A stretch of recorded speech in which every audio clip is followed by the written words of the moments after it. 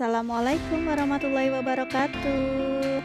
Siap belajar matematika hari ini?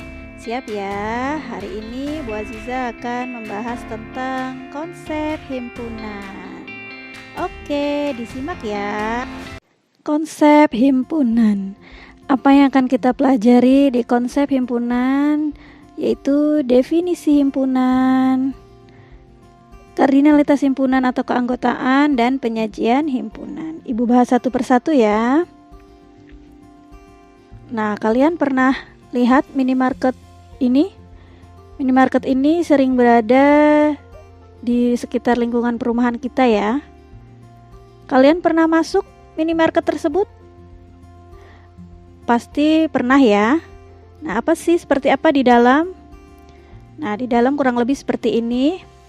Perhatikan barang-barangnya di sana semua tersusun rapi dan dikelompokkan sesuai jenisnya. Misalkan jenis minyak goreng di sana tertata rapi, berbagai nama produk minyak goreng ada di sana seperti Bimoli, Sania, Fortune, dan Tropical. Tujuannya dikelompokkan untuk apa? Supaya pembeli mudah mencarinya. Dan semua tersusun rapi sesuai dengan jenisnya. Kalian gak pernah kan nemuin botol sampo atau merek deterjen ada di dalam kulkas minuman? Kecuali kalau ada yang masukin ke dalamnya ya. Nah, apakah selain kumpulan minyak goreng ada di sana? Pasti ada. Ada kumpulan produk deterjen, kumpulan produk susu, dan kumpulan produk kopi dan lain-lain. Bisakah kalian menyebutkan anggota dari kumpulan di samping? Contoh, kumpulan produk deterjen, ada berbagai macam nama produk di sana. Terus, kumpulan produk susu, ada berbagai macam namanya, ada SGM, ada Denko, dan lain-lain. Nah, kenapa sih Bu, kok Ibu bahas kumpulan? Nah, ternyata definisi himpunan yaitu himpunan adalah kumpulan objek yang dapat didefinisikan dengan jelas. Maksudnya dengan jelas, kalian bisa menyebutkan anggotanya tanpa bingung. Berarti jelas anggotanya. Contoh, kumpulan nama produk deterjen pencuci pakaian. Kita semua tahu di sana ada merek Rinso, Soclean, Daya, Attack, dan lain-lain. Nah, kumpulan produk deterjen pencuci pakaian yang paling harum bisa disebut himpunan nggak ya? Ayo, kira-kira bisa nggak? Kumpulan deterjen yang paling harum, bisa nggak ya? Nah, kumpulan nama deterjen pencuci pakaian yang paling harum tidak bisa disebut himpunan. Kenapa? Karena definisi harum tidak jelas atau bikin bingung. Kenapa Bu, kok bikin bingung? Misalkan menurut Ibu Rinso itu paling harum, tapi belum tentu menurut orang lain. Misalkan menurut tetangga Ibu, ternyata yang paling harum menurut dia adalah Soclean. Nah, karena definisi harum itu bikin bingung, seperti apa harumnya menurut orang berbeda-beda, maka tidak bisa dikatakan sebagai himpunan. Jadi kalau kumpulan nama deterjen yang paling harum itu tidak bisa dijadikan himpunan. Contoh lain, misalkan kumpulan siswa kelas 7 yang tinggi. Nah, itu tidak bisa disebut himpunan. Kenapa? Karena tidak ada batasan tingginya seberapa.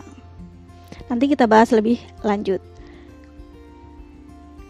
Nah, penulisan himpunan, nama himpunan ditulis menggunakan huruf besar, huruf kapital ya, dari abjad A sampai Z boleh digunakan, dan ditulis anggotanya menggunakan tanda kurung kurawal. Seperti ini kurung kurawal dan kalian harus bisa membuatnya. Contoh, himpunan A namanya himpunan A, yaitu himpunan nama produk deterjen pencuci pakaian. Berarti anggota dari A ada Rinso, Soclean, Daya, dan Attack. Kardinalitas himpunan.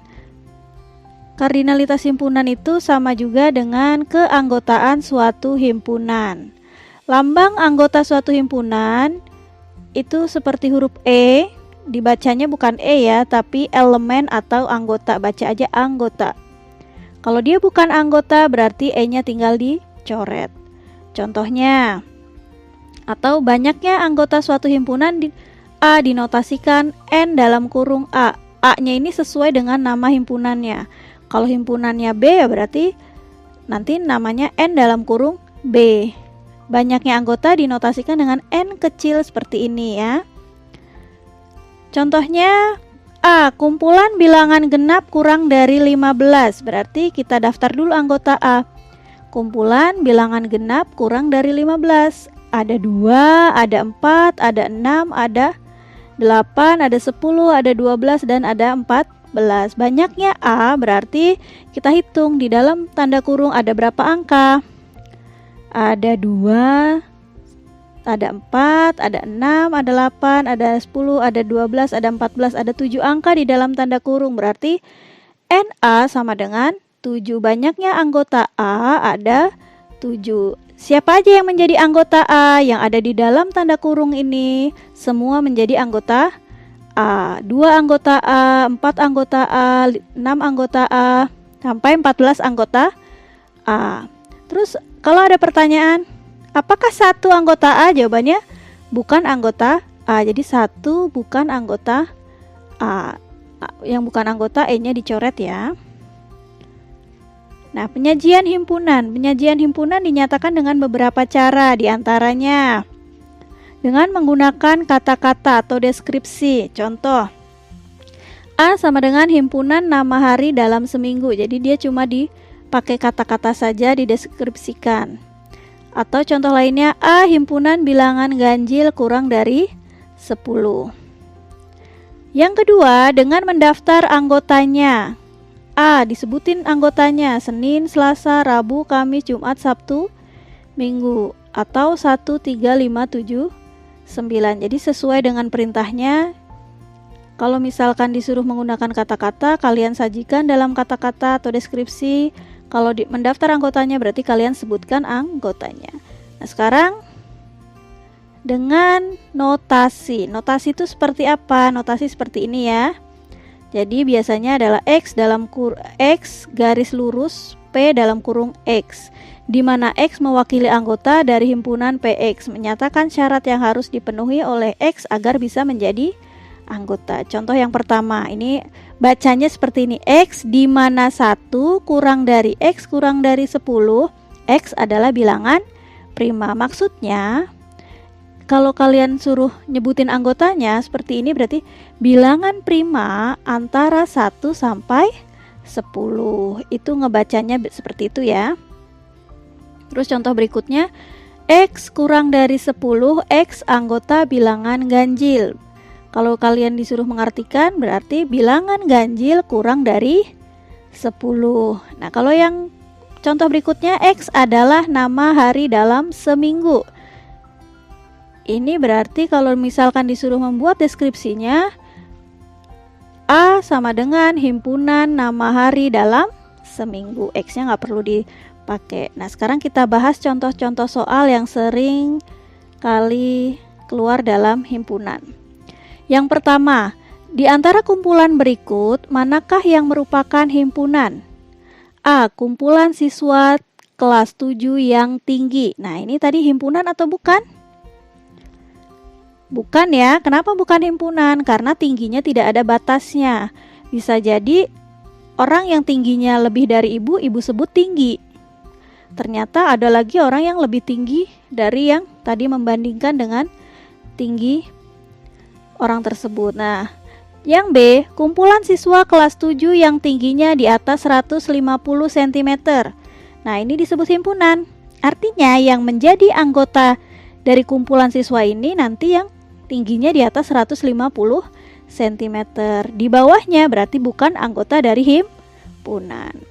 Jadi, untuk menentukan mana himpunan dan bukan, kalau kalian tidak bingung menyebutkan anggotanya bisa disebutkan dengan jelas dan definisinya jelas, maka dia himpunan. Tapi kalau anggotanya membuat kalian bingung menyebutkan anggotanya, berarti dia bukan himpunan. Contoh lain misalkan, kumpulan siswa yang cantik. Itu bukan himpunan ya. Kenapa? Karena cantik menurut seseorang berbeda. Yang kedua, Nyatakan pernyataan berikut benar atau salah. Nah, ini kita baca kalimatnya. Ayam, nah huruf simbol ini kan dibacanya anggota ya. Ini dibacanya anggota. Dibacanya anggota, berarti ayam anggota hewan mamalia. Benar atau salah? Salah ya, ayam itu anggota hewan bertelur. Nah, yang B, 4 bukan anggota bilangan prima. Kalau yang E aja ini anggota, berarti kalau dicoret dia bukan anggota. 4 bukan anggota bilangan prima. Benar ya, 4 itu anggota bilangan genap. Yang C, 3 anggota bilangan ganjil. Benar ya, 3 memang anggota bilangan ganjil. Nomor 3, tentukan banyak anggota dari himpunan berikut. A. Himpunan bilangan prima kurang dari 10. Kita sebutin dulu anggotanya, bilangan prima yang kurang dari 10. Berarti anggota A ada 2 bilangan prima ya, 3, 5, 7. Dah, tutup kurung, kita hitung di dalamnya. Ada berapa? Karena himpunannya namanya A, berarti NA ya. Kita hitung ada berapa angka di dalam tanda kurung. Ternyata ada 4, 1, 2, 3, 4, 2, 3, 5, 7. Ada 4 angka, berarti NA sama dengan 4. Yang B, himpunan nama bulan dalam setahun. Kita tahu nama bulan dalam setahun dari Januari sampai Desember. Nggak perlu ibu tulis ya. Nama himpunannya B. Ini dari Januari sampai Desember. Ada berapa bulan? Ada 12. Berarti N dalam kurung B. Karena nama himpunannya B, berarti B 12. Jawabannya 12. Nah, contoh berikutnya. Nyatakan himpunan berikut dengan mendaftar anggotanya dan menuliskan notasi pembentuk himpunan. Berarti yang pertama dia ada 2 jawaban. Yang pertama mendaftar anggotanya, yang kedua notasi pembentuk himpunan. Kita yang daftar anggotanya dulu. Bilangan ganjil antara 10 dan 20 berarti 11, 13, 15, 17, 19. Tutup kurawal. Nah, sekarang dengan notasi X terus garis lurus. Nah, ini kan antara 10 sampai 20 berarti 10 kurang dari X kurang dari 20. Ini penulisan antara ya. Koma X anggota bilangan ganjil. Gampang ya. Nah, yang kelima, nyatakan himpunan berikut dengan menggunakan kata-kata dan mendaftar anggotanya. Ini B nama himpunannya dengan kata-kata. Kalau dengan kata-kata kita balik. Himpunan. Ini ada bilangan bulat, berarti bilangan bulat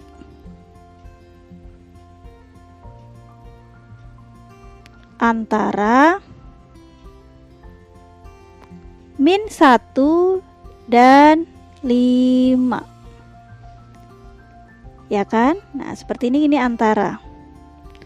Ini antara. Terus kemudian dengan mendaftar anggotanya kita sebutin. Nah, perhatikan. Ini tanda kurang darinya ada sama dengannya. Kalau seperti ini berarti angka yang dimaksud ikut ditulis. Berarti -1, 0, 1, 2, 3, 4, 5. Jadi ingat ya. Jika misalkan tandanya ada sama dengan, ini angka yang dimaksud ditulis.